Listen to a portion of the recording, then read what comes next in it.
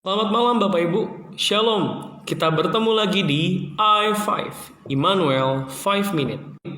Bapak Ibu yang dikasihi Tuhan, ketika kita berbicara tentang hamba dan pelayan, pada konteks masa kini mungkin kita akan teringat dengan mereka yang bekerja sebagai asisten rumah tangga, koster, orang-orang yang bekerja sebagai pelayan di kafe-kafe atau di hotel-hotel, atau mungkin kita sendiri. Sebagai seorang karyawan, kita adalah bawahan, kita memiliki atasan, dan ada orang yang harus kita layani. Gajinya tentu berupa uang, yang besar kecilnya juga disesuaikan dengan seberapa berat pekerjaan yang kita lakukan. Tetapi yang paling penting adalah seseorang yang mempekerjakan kita harus sangat-sangat memperhatikan hak daripada para pekerjanya.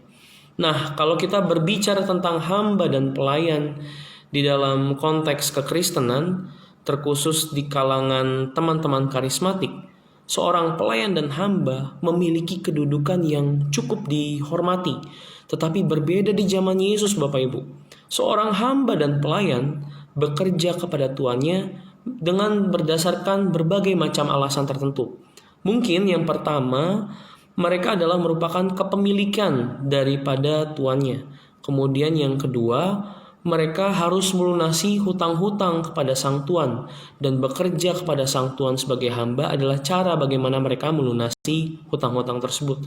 Atau mungkin yang ketiga, untuk menopang kehidupan mereka sendiri secara terpaksa, mereka harus bekerja sebagai hamba bagi orang lain.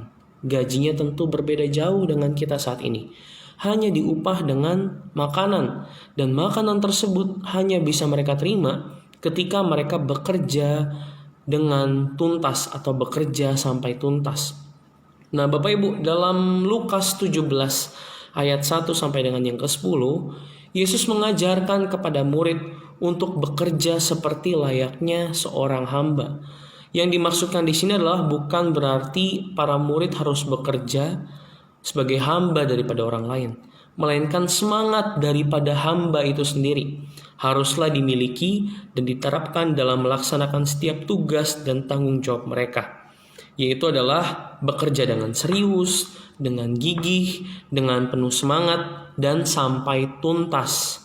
Nah, Bapak Ibu, kalimat kami hanya melakukan di ayat yang ke-10 yang dituliskan dalam bahasa Yunani yaitu opeilomen.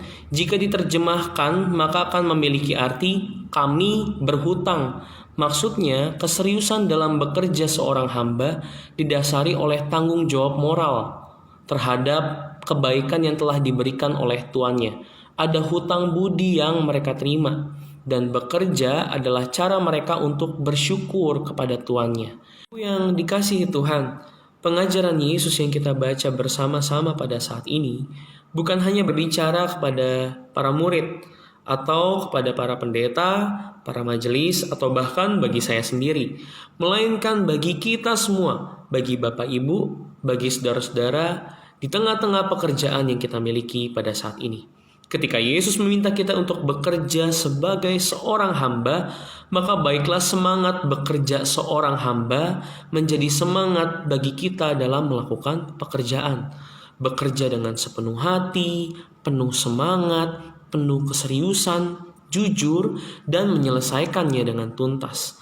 Dengan semangat sebagai seorang hamba, kita akan melihat pekerjaan kita sebagai sesuatu yang sangat berharga dan merupakan sebuah kehormatan tersendiri. Pekerjaan kita, Bapak Ibu, adalah merupakan kepercayaan yang diberikan oleh Tuhan melalui orang lain. Dan boleh dikatakan juga, dengan bekerja dengan bersungguh-sungguh adalah merupakan cara dari bagaimana kita bersyukur kepada Tuhan maupun kepada sesama yang telah memberikan kita kepercayaan untuk bekerja. Sekian dari saya Bapak Ibu, kita akan bertemu lagi di I5 edisi berikutnya.